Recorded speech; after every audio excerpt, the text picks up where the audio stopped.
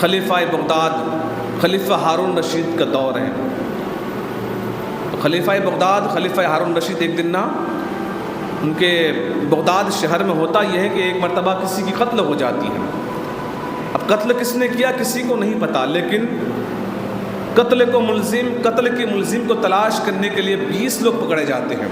Baghdad شہر کے 20 لوگوں کو گرفتار کیا گیا۔ قتل کس نے کیا نہیں پتا، لیکن پکڑنے کے لیے قاتل کو 20 لوگوں کو گرفتار کیا بغداد شہر کے، بغداد شریف کے۔ جب 20 لوگوں کو گرفتار کیا تو ان 20 لوگوں میں سے 19 لوگ جو تھے وہ بغداد کے رہنے والے تھے اور ایک مسافر تھے اس میں سے۔ 20 لوگوں میں سے 19 بغداد کے رہنے والے، ایک مسافر تھے اس میں سے۔ اب ہوا یہ کہ شام ہوتے ہوتے ان 20 میں سے 19 لوگوں کے کوئی رشتہ دار آئے، وہ سفارشی بن کے اس کو لے کے چلے گئے۔ کوئی کسی کا گواہ آئے، اس کو جو ہے سفارش کر کے لے کے چلے گئے۔ کوئی کسی کا ملنے والا آیا، اس کو سفارشی بن کے لے کے چلے گیا۔ کوئی کسی کا ضامن بن کے آیا، اس کو ضمانت لے کے چلا گیا۔ 19 لوگوں کو جو ہے لوگ لے کے چلے گئے۔ اب ایک مسافر تھے، نہ اس کا کوئی وہاں کوئی گواہ تھا، نہ کوئی پہچاننے والا، کوئی جاننے والا، نہ کوئی ضامن۔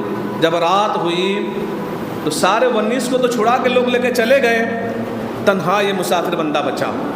جب یہ تنہا بچا نا تو اس کو جب سلاخوں کے پیچھے ڈال دیا گیا، قید خانے میں ڈال دیا گیا، تو انہوں نے نا اپنے سر کو سجدے میں رکھا، سر کو سجدے میں رکھا اور اللہ کے بارگاہ میں عرض کی مولا تو علیم بذات الصدور ہے، تو علیم بذات الصدور ہے، تو جانتا ہے میرے مالک، تو علیم بذات الشہادہ ہے، مولا تو جانتا ہے، عالم الغیب والشہادہ ہے، تو جانتا ہے کہ میں نے قتل نہیں کیا، تو جانتا ہے کہ میں قاتل نہیں ہوں، لیکن مولا نہ میرا یہاں کوئی گواہ ہے، نہ کوئی میرا کوئی ضامن ہے، نہ کوئی مجھے یہاں جانتا ہے، نہ کوئی میری پہچان ہے۔ میرے مالک وہ جو 19 لوگ تھے ہو سکتا ہے کہ ان میں کوئی قاتل ہو، لیکن ان کے کوئی گواہ تھے، کوئی ضامن تھے، کوئی ملنے والے تھے، کوئی جاننے والے تھے، کوئی پہچان والے تھے، ضمانت دے کر لے کر چلے گئے، لیکن میرے مولا میرا ضامن بھی تو، میرا گواہ بھی تو، میرا جاننے والا بھی تو، میرے مولا تو ہی میرا گواہ ہے، تو ہی میرا ضامن ہے۔ اللہ اکبر۔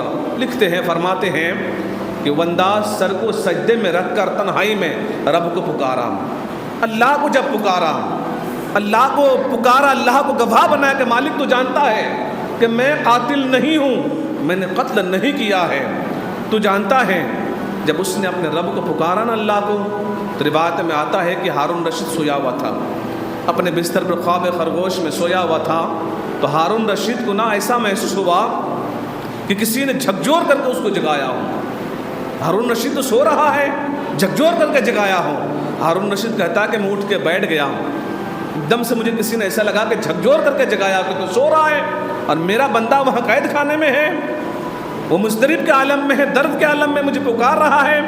ہارون رشید کہتا ہے کہ میں اٹھ کے بیٹھا نا تو مجھے ایک آواز سنائی دیا، غیب سے ایک آواز آئی کہ ہارون رشید تو سویا ہوا ہے اور میرا بندہ وہاں مضطرب کے عالم میں ہے، جا اس کی گواہ تو بن، جا اس کو چھڑا کے لے کے آزاد کر اس کو قید خانے سے۔ ہارون رشید کے بارے میں آتا ہے کہ وہ رات کی تاریکی میں قید خانے میں گیا۔ جب وہ قید خانے میں گیا تو وہ بہت تلاش کیا، اس کو کوئی بندہ نظر نہیں آیا۔ جتنے بھی سپاہی تھے، جتنے بھی جو قیدی تھے قید خانے میں، سب کے سب ایک ہی جگہ تھے۔ وہ ڈھونڈتے پریشان ہو گیا، جب پریشان ہو کے واپس پلٹنے لگا نا ہارون رشید، تو لکھتے ہیں کہ جب وہ پلٹ رہے تھے، ہارون رشید آ رہے تھے، تو ایک کونے میں ایک قیدی سر کو سجدے میں رکھا ہوا، ایک کونے میں ایک قیدی سر کو سجدے میں رکھے ہوئے اللہ کے بارگاہ فریاد کرتے ہیں، مولا تو جانتا ہے میں قاتل نہیں ہوں، مولا تو جانتا ہے میں قاتل نہیں ہوں۔ وہ جو 19 تھے ہو سکتا ہے ان میں سے کوئی قاتل ہو، لیکن ان کے کوئی گواہ تھے، کوئی ضامن تھے، کوئی پہچاننے والے تھے، کوئی جاننے والے تھے، ان کو چھڑا کر لے کر چلے گئے۔ مولا میرا گواہ بھی تو ہی ہے، میرا ضامن بھی تو ہی ہے، مجھے جانتا بھی تو ہی ہے۔ ہارون رشید کے کان میں جب یہ آواز ٹکرائی نا تو ہارون رشید کہتا ہے کہ میں سمجھ گیا کہ یہی وہ بندہ ہے، یہی وہ شخص ہے جس کے لیے مجھے جھکجور کر کے جگایا گیا ہے، جس کے لیے مجھے جگایا گیا، رات کی تاریکی میں مجھے بھیجا گیا یہاں پر اس کی آزادی کے لیے، اس کو چھڑانے کے لیے۔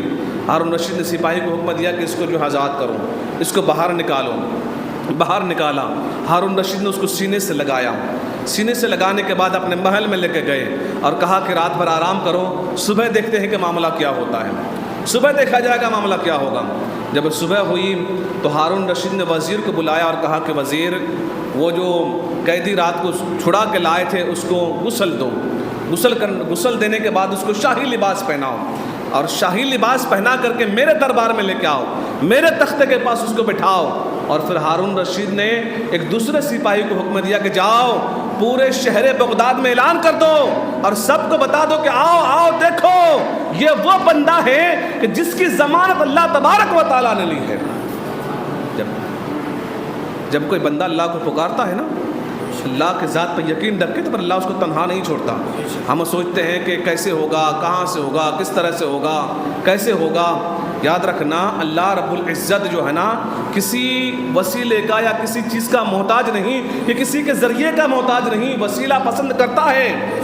میرا رب وسیلہ پسند کرتا ہے، لیکن میرا رب وسیلے کے بغیر تم کو وہاں سے، بغیر اسباب کے وہاں سے وہ چیز عطا کر دے گا جہاں سے تم کو گمان بھی نہیں ہو سکتا۔